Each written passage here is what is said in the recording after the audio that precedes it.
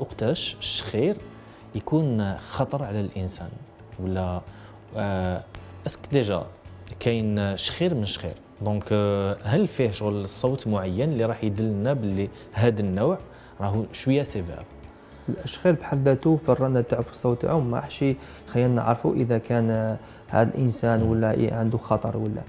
ولكن الانسان كي ينوض الصباح ولا عنده في النوم تاعو يستيقظ فترات متفاوته، ينوض الصباح يكون عنده ديسيفالي مانتينال صداع يومي ويحس روحه بارهاق شديد، وهذا يخليه يكون عنده مونك داتونسيون قله تركيز سورتو عند الاطفال في الدراسه تاعهم تلقاهم دائما تعبانين دائما عيانين اللي بيرتوربي تلقاه إيريتي في القرايه فوالا كوم كونسيكونس يكون عنده نقص في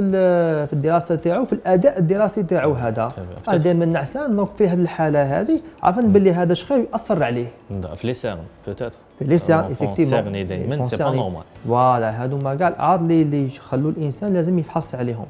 تري بيان.